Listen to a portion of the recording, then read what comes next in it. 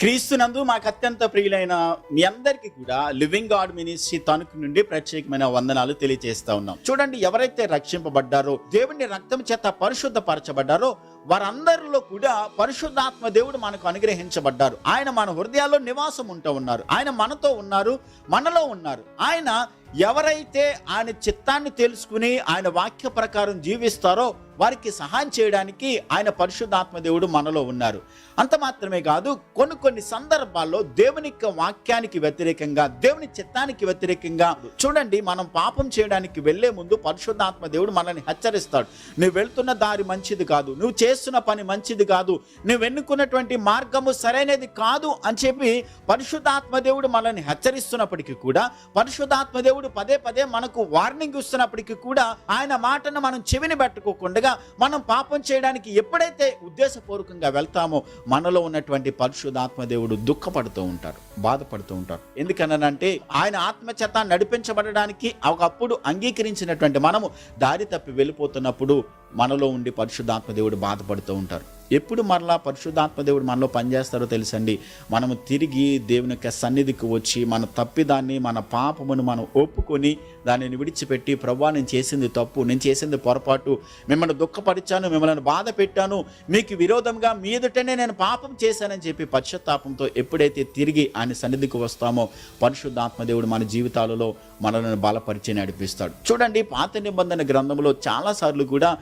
ఇశ్రాయేలీయులు దేవుని మాట వెనుకోకుండా ఆయనను బాధ పెట్టినప్పుడు, ఆయన చిత్తానికి వ్యతిరేకంగా నడుచుకున్నప్పుడు వారిని బట్టి పరిశుద్ధాత్మ దేవుడు బాధపడినట్లుగా మనం చూస్తూ ఉన్నాం. యెషయా గ్రంథము 63వ అధ్యాయము 9-10 వచనాల్లో, వారి యావత్ బాధలో ఆయన బాధనుందెను, ఆయన సన్నిధి దూత వారిని రక్షించను, ప్రేమ చేతను తాలిమి చేతను వారిని విమోచించను, పూర్వదినములన్నిటినూ ఆయన వారిని ఎత్తుకొనుచు మోసుకొనుచు వచ్చెను, అయినను వారు తిరుగుబాటు చేసి ఆయన పరిశుద్ధాత్మను దుఃఖింప చేయగా ఆయన వారికి విరోధి ఆయను, తానే వారితో యుద్ధం చేశాను. చూడండి, ఒకప్పుడు వారు బాధలో ఉన్నప్పుడు, ఒకప్పుడు వారు దుఃఖంలో ఉన్నప్పుడు, శత్రువులు వారిని భయంకరంగా వారిని హింస పెడుతున్నప్పుడు, కష్టపెడుతున్నప్పుడు, ఆ పరిస్థితిలో వారు దేవునికి మొర్ర పెట్టుకున్నప్పుడు దేవుడే వారి పక్షాన నిలిచి వారితో యుద్ధం చేసి వారిని రక్షించి వారిని కాపాడారు, వారిని తప్పించారు, వారికి సహాయం చేశారు. వారు విడుదల పొందుకున్న తర్వాత మరలా తిరిగి ఏదైతే వారు కాదనుకుని విడిచిపెట్టి వచ్చారో మరలా తిరిగి అదే పాపంలోనికి మరలా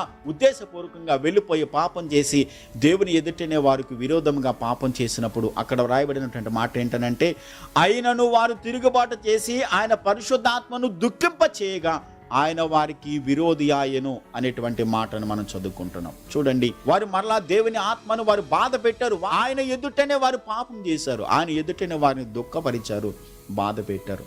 అప్పుడు వారికి దేవుడు విరోధి అయిపోయినట్లుగా మనం చూస్తూ ఉన్నాం. వాక్యంలో మీరు ఆలోచించండి, మనము ఎంత చెప్పినా ఆయన మాట వెనుకోకుండా, ఎంత మనకి హెచ్చరించినా ఆయన మాట వెనుకోకుండా, మనకు నచ్చినట్లుగా మన జీవితాన్ని కొనసాగిస్తున్నట్లయితే వాక్యం సెలవిస్తూ ఉంది. యాకోబు రాసిన పత్రిక 4వ అధ్యాయంలో, ఈ లోక స్నేహము దేవుని దృష్టికి విరోధమని మీరు ఎరుగరా, ఎవడు లోకముతో స్నేహం చేస్తాడో వాడు దేవునికి విరోధి అయిపోతాడని చెప్పి దేవుని వాక్యంలో మనం చూస్తూ ఉన్నాం.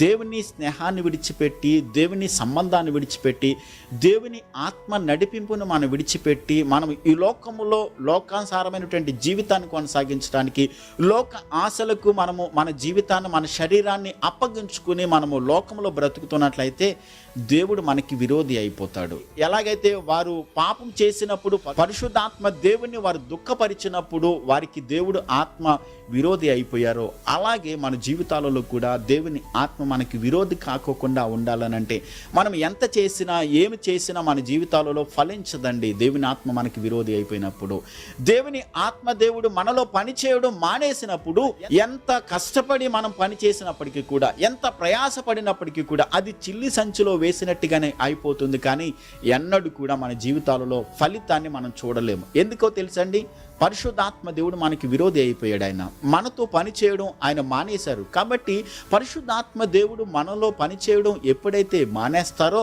ఆయన దుఃఖపడడానికి, ఆయనను బాధ పెట్టడానికి మనం చేసినటువంటి అతిక్రమము కారణమయ్యింది. కాబట్టి మన జీవితాలలో మనం ఏం చేసినా, ఎన్ని ప్రయత్నాలు చేసినా అది మన జీవితాలలో ఫలించదు, ఫలభరితంగా ఉండదు.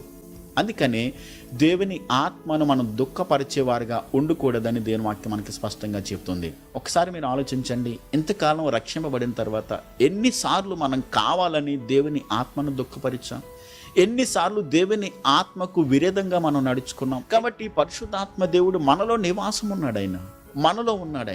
మనకు సహాయం చేయడానికి, క్రీస్తు సారూప్యతలోనికి మనం మలచబడడానికి, మనకు సహాయం చేయడానికి పరిశుద్ధాత్మ దేవుడు మనకి సంచకరువుగా ఇచ్చారు, సహాయకునిగా ఆయన మనకి ఇచ్చారు, ఆదరణకర్తగా ఆయన మనలో ఉన్నారు.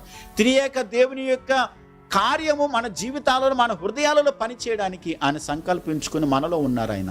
ఆయనను దుఃఖపరిచే కార్యాలు ఎన్నడూ కూడా చేయకోకుండా జాగ్రత్త పడి మనము దేవుని ఆత్మకు సహకరించేవారుగా ఉండాలి. ఆయన ఆత్మకు మనలను మనము అప్పగించుకుని దేవుని ఆత్మానుసారంగా నడుచుకునేవారుగా ఉండాలని చెప్పి దేవుని సేవకునిగా నేను తెలియజేస్తున్నాను. చిన్న ప్రార్థన చేసుకుందాం. ప్రేమ కలిగిన మా కన్న తండ్రి, మా గొప్ప దేవ, మా అనుదిన జీవితంలో, మా ప్రవర్తనలో సంపూర్ణంగా పరిశుద్ధాత్మ దేవునికి మమ్మలను మేము అప్పగించుకుని దేవుని ఆత్మానుసారంగా నడుచుకోవడానికి మీరు మాకు సహాయం చేయండి ప్రభువా. లోక ఆశల వైపు కానీ, లోకములో ఉన్నటువంటి ఆకర్షణల వైపు కానీ, తాత్కాలికమైనటువంటి సుఖాల వైపు మేము పరుగులెత్తకుండగా తండ్రి, పరిశుద్ధాత్మ దేవుని సహాయం ద్వారా ఎల్లప్పుడూ మీ చిత్తాన్ని మాత్రమే నెరవేర్చడానికి మీరు మాకు సహాయం చేయండి ప్రభా. మీ కృప మాకు అనుగ్రహించండి, బలపరచండి, స్థిరపరచండి. మీ చిత్తాన్ని నెరవేర్చడానికి వాక్యం వింటున్న ప్రతి ఒక్కరికి మీరు మాకు సహాయం చేసి కృప చూపించమని యేసయ్య నామములో ప్రార్థిస్తున్నాను మా పరమ తండ్రి. ఆమేన్.